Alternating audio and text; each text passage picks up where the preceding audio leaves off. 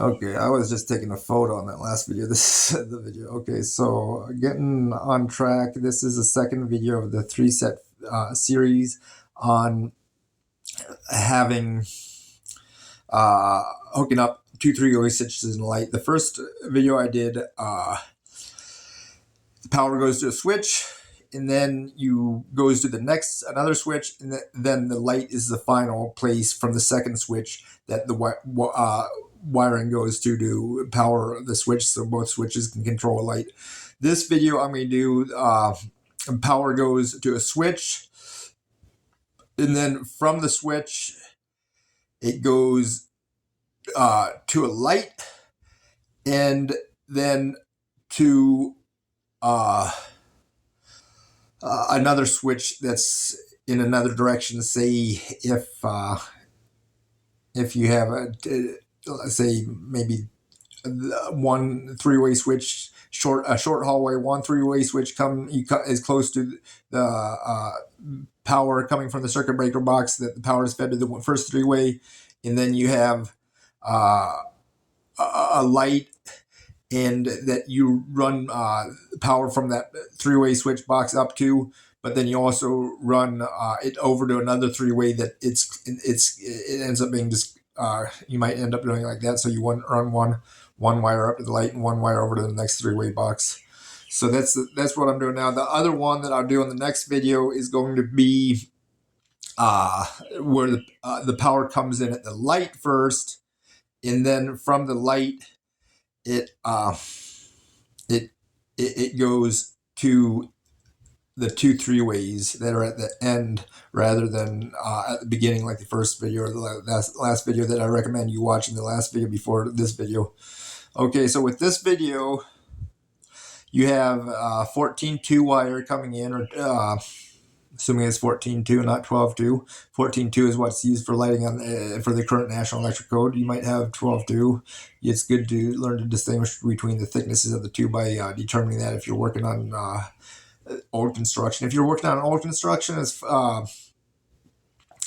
if it is 12-2 wire, it's thicker wire, and you're pretty sure it's after you realize the thickness of 14-2.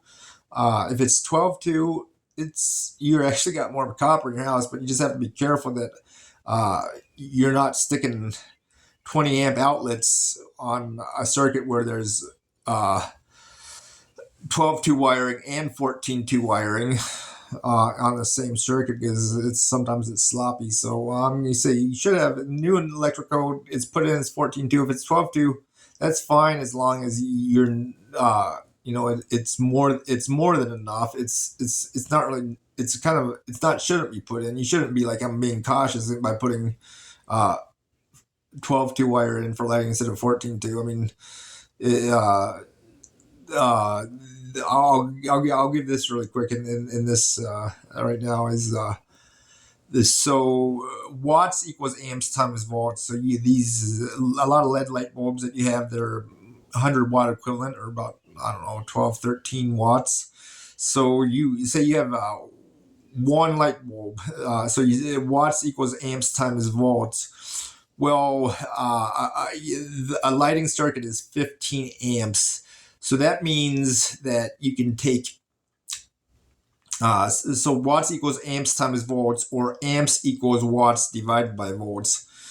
So you're dealing with 120 volts with a household electric circuit from your circuit breaker box.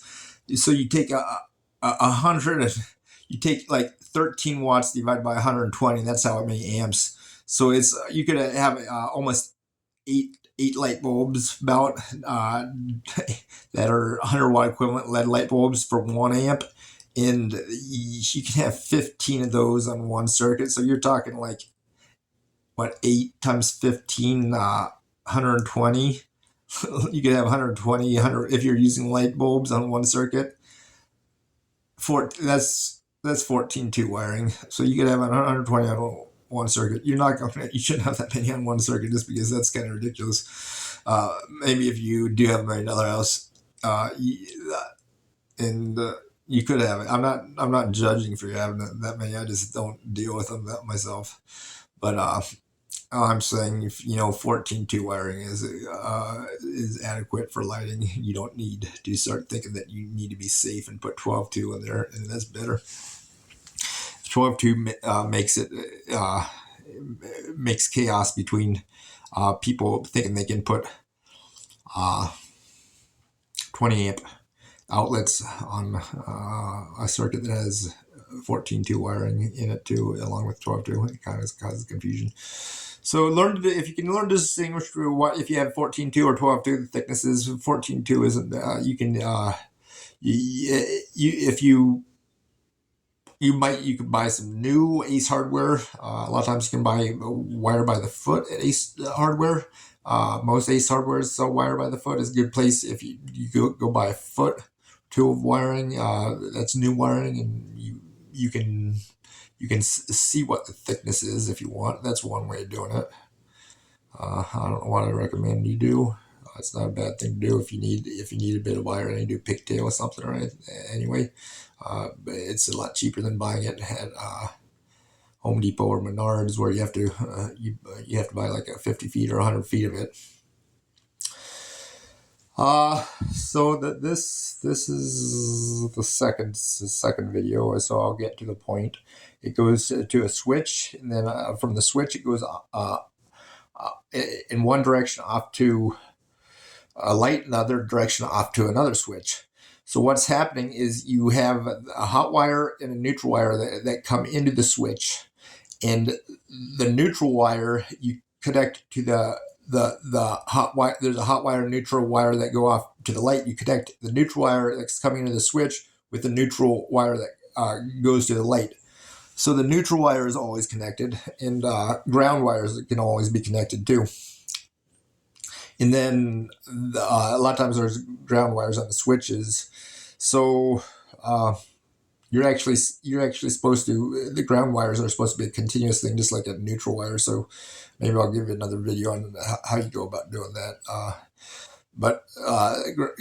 So you have a switch, and you have a ground wire that comes in and goes to a switch. You're going to have to make that connection with a twisting nut, so that all the wires are connected to that ground on the switch. And then you have the hot wire that's coming in to the switch box, and that's you're going to connect that to the single terminal at the bottom of the three-way switch at that switch box. So that's what's coming in. So what you're left with is, when you first do that without any additional more wires, the only wire that isn't going to be connected is the hot wire that comes from the light to that switch box. It's not going to be connected to anything.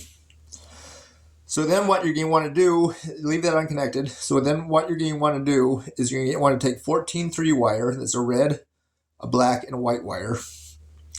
You take the red and you take the black wire, and you connect those to the top two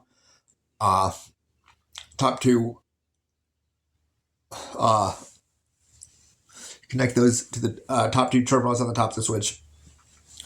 And then you run those and the red, black, and the white wire, that 14.3 wire, you run to the second switch box. You connect the red and the black to the top of the two terminals on that switch. Preferably, you want to do that in the same way. So if you connected the red one to the upper left terminal on the first switch, you want to connect the red one to the upper left on the second switch, and the black one, if you connect that to the upper right, you want to connect that to the upper right on the second switch. So then you're left with that bottom terminal, and you only have one wire left to work with, and that's the white wire. The neutral already went off to the light from the outlet. Well, no, I mean from the first switch. Sorry, the neutral already went off to the light from the first switch, and so that's been taken care of. You're left with a white wire in that 14.3 that has to be re-identified as a black wire. So what is happening is you're kind of hooking it up in the same way that the first video I did on the power comes to a three-way and then goes to another three-way and then the light. The the only difference is it's actually it's just a different setup with wire. I'm not going to think it through. I haven't thought it through. It might end up using less wire to do it this way. You should be knowledgeable if you want to be an electrician, which one is using less wire. You think it through and you know what's using less copper, especially with copper prices going up. So you could be one up on me and do that. It's something I would recommend if you're thinking about becoming an electrician. Think that through and think about which one is actually taking less copper, because you have 14-3 wire, and what's happening is you're taking one path or the other path is where the electricity is going through from the top two terminals from the first three-way switch to the second three-way switch. One of those, depending upon which, whether or not the first three-way is up or down, the electricity is flowing through one of those. But the second three-way, where the white wire comes out at the bottom terminal that's connected, that's retagged with electrical tape, a black wire. That wire has to get fed to the light, the hot wire on the light, just like when you had a switch, going to a switch and then going to the light. And so that white wire has to be run back. What's happening is you're pretty much using a single black wire to run back to the first switch box, where you have that black wire that I told you before that is coming from the light that's left unhooked. And so you have to connect that white wire that is that set of 14-3 wiring that's there to the black wire that's going off to the light. And so that there's a white and a black, those are connected together there. That's a major strike with the National Electric Code if you do not label that white wire a black wire with about 1 inch of electrical tape wrapped around there. White wire and black wire is not, that's not what happens in electric. They don't get hooked together. That's for welding. Okay, thanks for watching video number 2. Okay, thanks.